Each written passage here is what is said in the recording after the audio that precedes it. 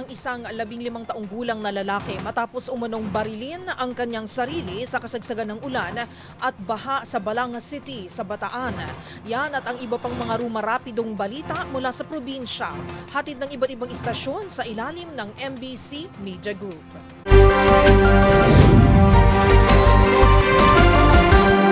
Inamin ng Leonardo Panaligan Command o LPC ng New People's Army o NPA na sila ang pumatay sa 59 anyos na barangay watchman o tanod sa Sitio Libas, Barangay Imelda, lungsod ng Giolga, Negros Oriental.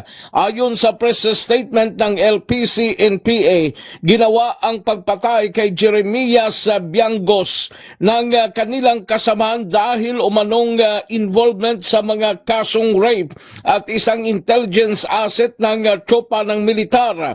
Sa investigasyon ng mga kapulisan sa lugar na pinasok si Biangos sa kanyang bahay at pinagbabaril ng mga sospek, kinukonsidera na ang ginawa ng NPA parte part ng implementation ng revolutionary justice sa pagbigay ng protekta sa mga komunidad. Para sa MBC TV Network News, ito si RH46 Rex Kantong para sa DZRH, una sa Pilipinas, una sa Pilipino. Pumalo sa 137 ng mga miyembro ng New People's Army sa lalawigan ng Northern Samar ang napatay o na-neutralize ang militar sa loob ng 2 taon sa panahon ito ng pamumuno ng dating Brigade Commander na si Major General Efren Morados na ngayon ay Vice Commander ng Philippine Army. Sa nasabing panahon, 4 na NPA guerrilla fronts ang nabuwag. 234 na mga armas ang nasabat at 108 na explosive devices sa operasyon ng militar sa iba't ibang lugar sa lalawigan. Samantala, batay sa datos, pumalo naman sa 72 na mga hideouts ng NPA ang na-recover sa loob ng 2 taon. Isa sa mga batalyon na may tuturing may malaking accomplishment laban sa insurgency ang 19th Infantry Battalion sa lalawigan matapos na malipol ang Front Committee 1. Ayon kay Major General Morados, may tuturing na matinik ang Front Committee 1 kung saan ilang sundalo ang kanilang napatay. Ngunit nang may talaga ang bagong battalion commander, nalipol ito at nakapagtala na lamang ng isang sundalo na namatay.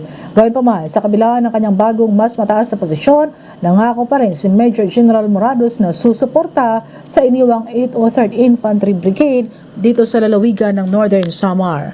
Mula sa MBC Network News, RH34 Jane Galit Pantayan ng DZRH, una sa Pilipinas, una sa Pilipino.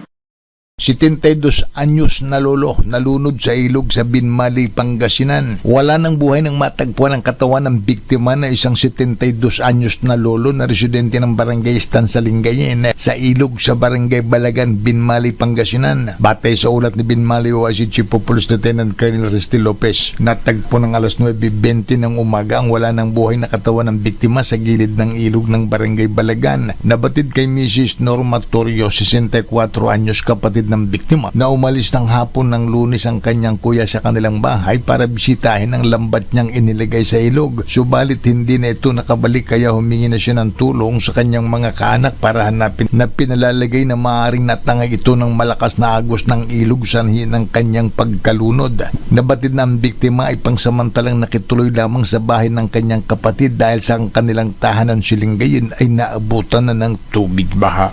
Para sa MBC TV Network News, ito si Freddy Pajardo, RH38, una sa Pilipinas, una sa Pilipino. Natagpo ang palutang-lutang sa baybayin ng North Baluarte Molo sa lungsod ng Iloilo ang 26 anyos na lalaki na inireport na missing matapos maligo noong Lunes habang umuulan sa kalapit na barangay. Ayon sa Molo Police, nakita ng isang residenteng bangkay na lalaki na kinilalang si alias Buddy. Sa pag-imbestiga ng kapulisan, Lunes ng hapon na maligo si Buddy kasama ang kanyang mga kaibigan habang naglalaro bilang sumisid ang biktima at hindi na nakaahon kaya pinaniniwala ang nalunod. Nagsagawa pa ng search and rescue operations sa mga volunteer groups pero bigo sila na makita ang biktima. Kinumpirma naman ng kanyang mga kaanak ang natagpuang bangkay. Para sa MBC Network News, ito si Jocelyn Maque, una sa Pilipinas, una sa Pilipino.